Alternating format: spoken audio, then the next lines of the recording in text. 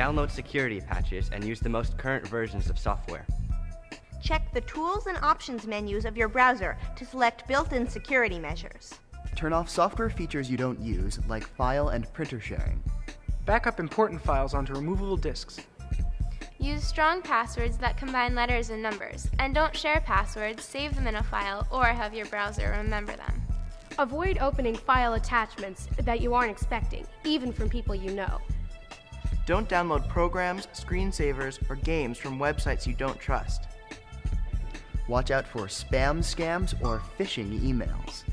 Only give out your credit card info on sites that are secure, and avoid giving out your social security number online. Install, use, and update antivirus software that scans your incoming email for viruses. Install a firewall, especially if you have DSL, a cable modem, or another always-on connection. Think of it like this. This medieval castle is your PC. It has a moat, a drawbridge, and high walls. The castle's defenses can work passively, but sometimes real threats could be let inside by accident. The first line of defense for a computer is the firewall, sort of like the moat. It allows in only who you want to enter across the drawbridge. A firewall works by examining information coming from and going to the internet. By adjusting the settings, you choose what comes in. Many late-model Windows and Apple operating systems have built-in firewalls, but if you are using an older system, then you may need to find and install that on your own. Keeping your operating system up to date is the next step.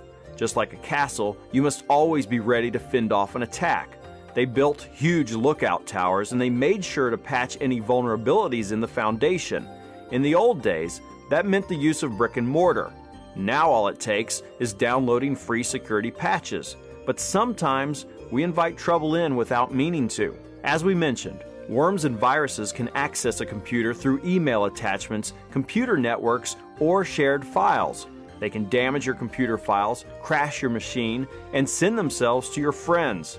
You can get spyware by downloading software that does not clearly state what it's going to do.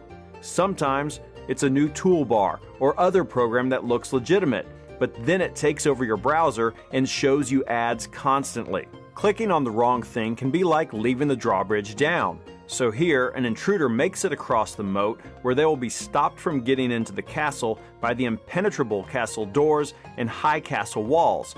That's the equivalent of up-to-date antivirus and anti-spyware software. Antivirus software scans incoming files for known threats and stops them before they can do damage. Anti-spyware software searches out known cases of spyware and removes the files, kind of like throwing out uninvited guests. So there are 4 main ways you can help protect yourself. Step 1, always use a firewall. Step 2, always keep your computer operating system up to date. It's like remodeling your fortress defenses when something new comes along. And with the most recent updates installed, your operating system is more likely to fend off all attacks.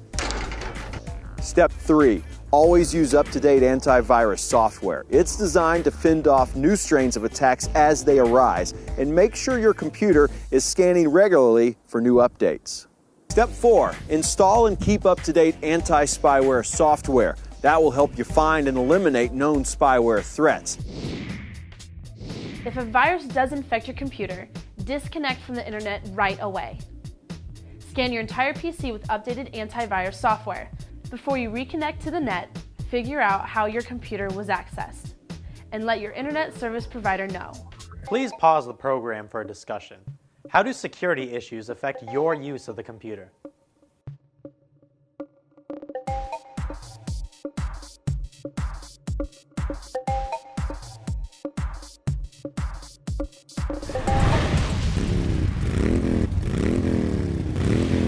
If you think you have a lot to worry about trying to keep your PC secure and safe from infection and malicious attacks, what about massive networks and supercomputers used for things like scientific research?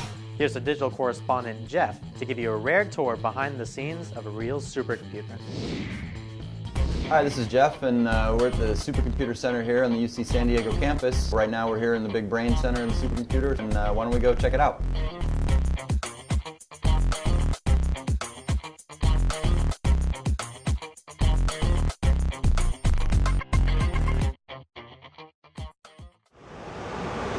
This is sort of a somewhat standard sort of installation in one of our deals. It has multiple 40 servers or so within a rack.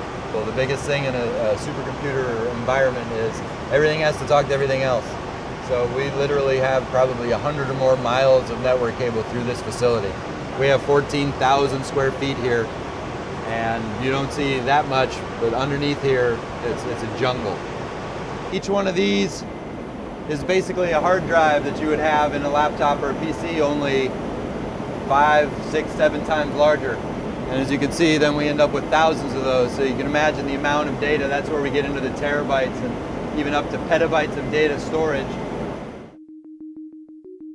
There's several projects here. One of the ones that I'm more familiar with is it's an earthquake project. They basically take different fault lines and kind of theorize what would happen.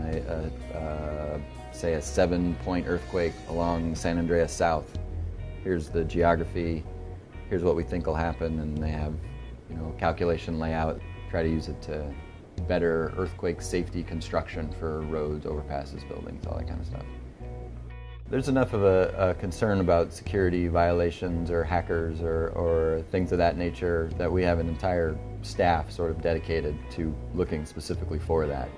There's been a couple of big cyber hacker busts, I guess, that have come through this center specifically in a lot of the research that we've done. One of the biggest things that you want to watch out for with the security of your information or your data is just to always put it somewhere else where someone else wouldn't look for it. Try and back it up to some sort of external drive, thumb drive, something that you can keep with you, keep in your pocket, put it on a keychain even, and don't allow it to sit, especially on a public type computer. That's a look at the San Diego Supercomputer Center here on the UC San Diego campus, and thanks for coming by. We'll see you next time.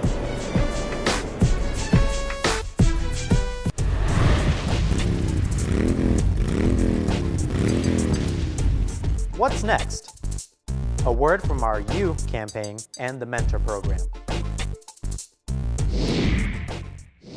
If you are interested in becoming an iMentor, there are lots of things you can do. You can create posters and banners at your school. You can put links to iSafe on your social networking pages. You can produce web videos and participate in iSafe contests. You can even teach e-safety to another school in your area. It's really up to you to change the future of the internet. Get connected to iSafe's You campaign by going to iSafe.org to watch videos and download a student toolkit. You can also start today by sharing your iSafe experience with others. We appreciate your support. Thanks.